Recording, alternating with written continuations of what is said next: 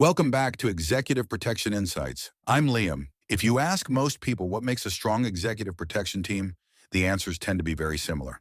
Experience, training, background. Sometimes they'll mention certifications or prior assignments or who someone has worked with, and all of that matters. But in a family office environment, that's not what defines success. Not really, because at that level, expectations shift. They become less about capability and more about alignment, about how you operate around the people you're protecting, about how you fit into an environment that is not built around security. And that's where I've seen a consistent gap. Teams that are highly capable, highly trained, technically solid, but still not the right fit. Not because they can't do the job, but because they don't fully understand what the client actually expects from them. In a corporate environment, executive protection sits within a structure. There are policies, procedures, reporting lines, defined expectations. There is a system. You protect an executive within a business framework. There are boundaries. There is a certain predictability to how things operate. Even when things move quickly, there is still structure behind it. In a family office environment, that structure is much less visible, and in many cases, it doesn't exist in the same way at all. Because what you are protecting is not just an individual within a role. You are protecting a person within their life. And that life is not structured around security. It's structured around personal habits, preferences, relationships, spontaneity. And that changes the entire dynamic because now success is not just about keeping someone safe. It's about doing it in a way that doesn't interfere with how they live. And that's a much more subtle requirement. One of the first things that becomes clear in that environment is that trust is everything, not just professional trust, personal trust. The kind of trust that allows someone to move freely without questioning every decision, without feeling watched, without feeling managed. And that trust is not built through performance alone. It's built through consistency, through behavior, through how you operate when nothing is happening. Because most of the time, nothing is happening. And that's where people reveal whether they truly understand the role. I've seen situations where teams focus too much on demonstrating their presence, being visible, showing control, projecting authority. And in some environments that works. It creates reassurance, it signals structure. But in a family office environment, it often does the opposite. It creates distance, it creates discomfort, it draws attention where there shouldn't be any. At that level, visibility is not what's valued. Discretion is. The ability to be present without being noticed, to stay aware without appearing alert, to manage situations without interrupting the flow. Because ultimately, the expectation is not just safety, it's normalcy. The principal does not want to feel protected.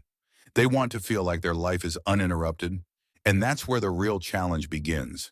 Because providing protection in a visible way is relatively straightforward.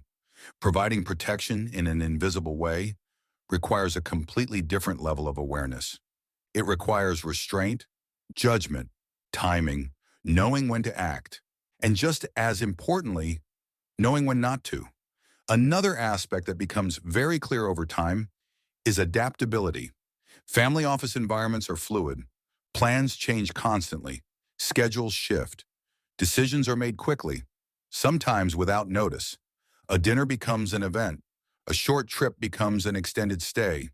A simple movement becomes a multi-location operation. And the expectation is that the team adapts immediately, without hesitation, without creating friction.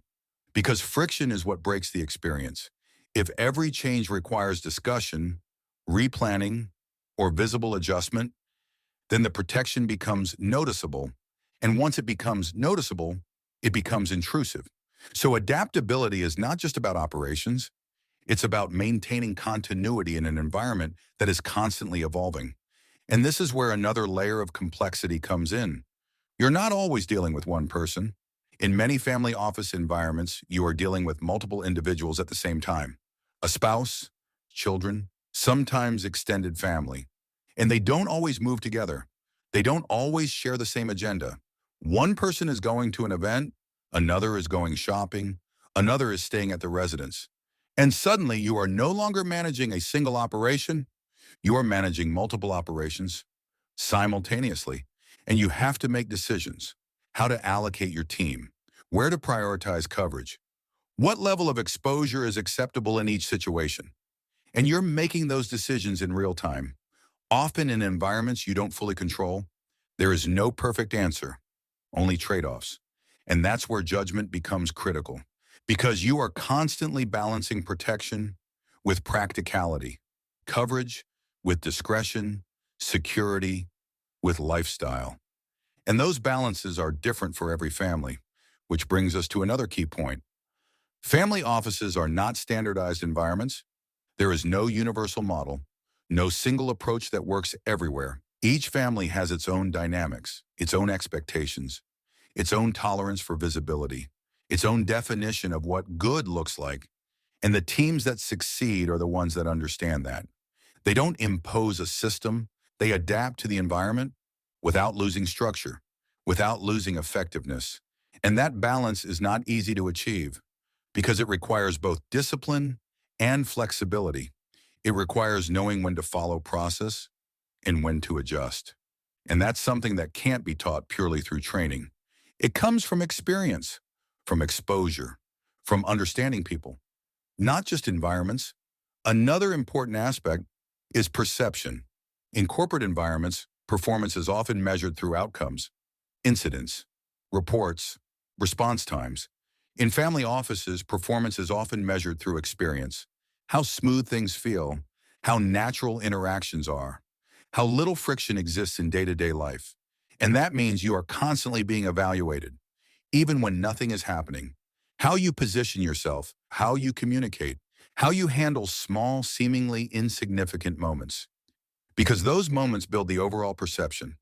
And in many cases, that perception determines everything. Not whether something went wrong, but whether something felt off. And that's enough. That's often the difference between a long-term relationship and a short-term assignment. Because in the end, family offices are not just selecting a service. They are selecting people they will trust around their lives, around their families, around their routines. And that level of access requires more than capability. It requires compatibility. The ability to operate at a high level while fitting naturally into an environment that was never designed for security. So if you're thinking about executive protection in a family office context, the question is not just, can we protect? It's, can we protect without changing the experience? Because that is what's actually being evaluated. The ability to provide security without adding weight, without adding friction, without becoming part of the experience itself. And that is what family offices really expect. Not just protection, but continuity, the ability to live, move, travel, and operate without interruption. And that requires a different mindset, a different level of awareness, and very often, a different type of operator. I'm Liam, and this was Executive Protection Insights.